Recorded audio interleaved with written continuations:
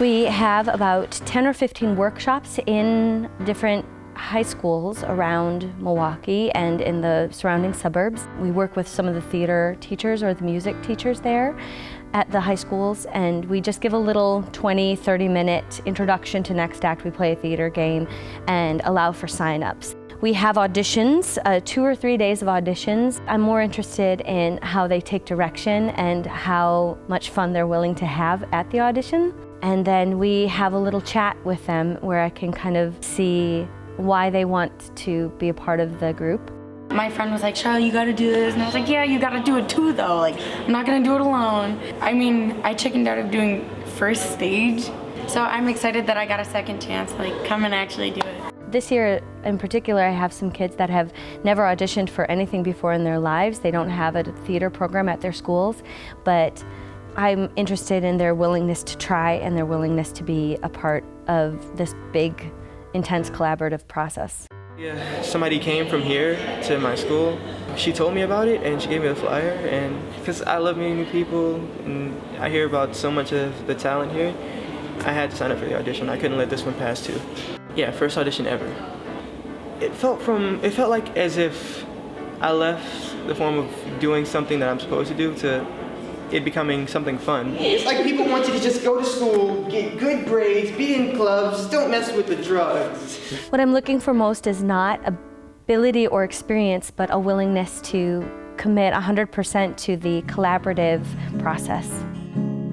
About 5 weeks later, we start class. The first week is a lot of skills and drills and just getting us all on the same vocabulary for dance, for movement, for voice, for just basic being on stage. I have games and skills and drills that I want them to learn, but I really do tailor it by group. I've had some groups that are incredibly interested in dancing. I've had groups that are only really interested in the writing process, so we do a lot more free writing and a lot more creating scenes. And then I have some groups that love improv, that are very strong with that. In the first week, we start basic dance skills, just the differences between what you can do with your body and what that shows an audience. And most of them think that they can't dance at all. I put them together in different groups and they end up making choreography that they didn't even know that they could do. Day one, I try to create an atmosphere that is based in trust and respect. And because they are all willing to be there, they already have a bit of an artistic temperament. They want to say things. As the second and third week happen, we start talking more about the themes that we're interested in and the sorts of things that they are dealing with. It really makes them think about life, because usually when we come up with a topic for the show in general, it usually stems from a 2-hour discussion about life and what is going on in their lives at that time. We start circling around a couple of major themes, major topics and interests. This year, the topic, the whole play is very, very deep, very sophisticated. It's kind of a dark topic. It's about death and fear and love. And so it's very interesting to see how those things connect with a teenage audience. We begin to write. We create scenes. Sometimes we do that through improv, small group improv, just writing, getting stuff on the page. I like to make sure that they all understand what's happening, where the plot is going. Then it's a little easier for them to say, okay, this was a good idea, but I have to let it go. We talk about being open to many ideas, to constructive criticism, and I'm always impressed and pleased by how willing and humble they are to let go of something I know they've worked very hard on. It's evolved in the 8 years that I've been here, and now I like it to be just almost entirely from the kids. I like that they come up with the theme and the characters, and that they do 99.9% of the writing. Fifth week is a rehearsal week, and that fifth week we create more dances, more music. We start setting the music. Some of the kids who play instruments will lay down some instrumental track. They have a full script and they have their casting, and then that sixth week is the tour.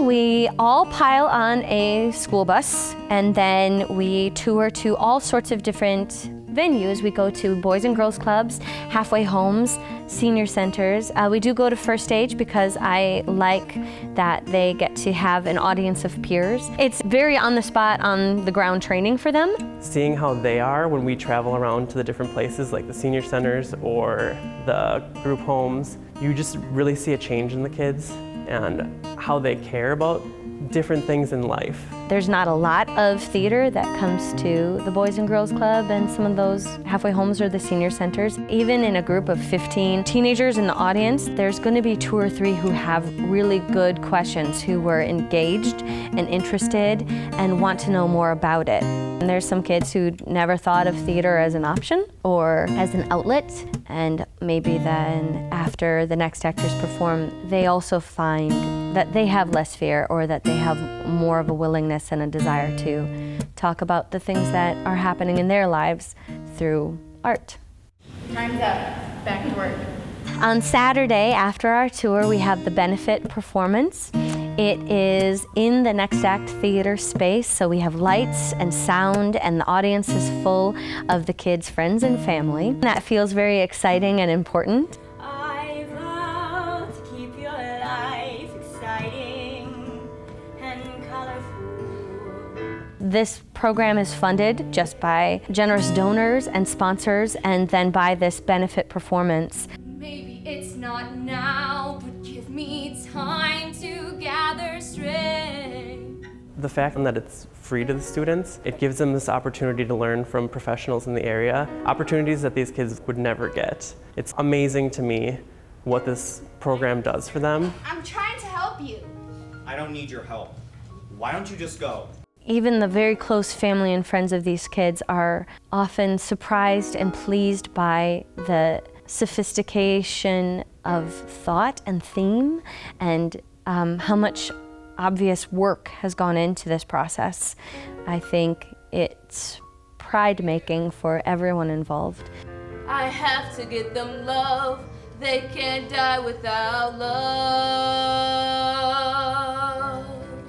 To see how much they have learned and how much they've learned from each other and the connections they've built, and not just learning about theater, but learning skills about life as well. We welcome you here.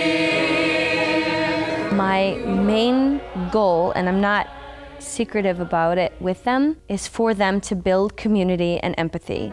And some of these kids come from completely different socioeconomic backgrounds, from different places. They really develop a lovely sense of community. Just entirely change how fearful they are about being open with other people. They're just a little more willing to make friends with people they thought might never understand them, or that they thought they might never understand.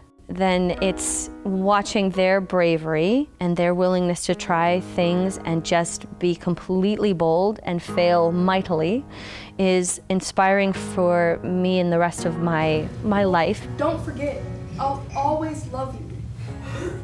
I won't. I'm glad to be the facilitator of building this kind of community and just helping these kids come to an understanding of what they're capable of. It's certainly a really wonderful thing that Next Act Theater provides to the community. A major function of art is to broaden people's opinions of the world around them. The fact that these high schoolers have such marvelous, thoughtful, interesting opinions about the world around them is something that everyone needs to know.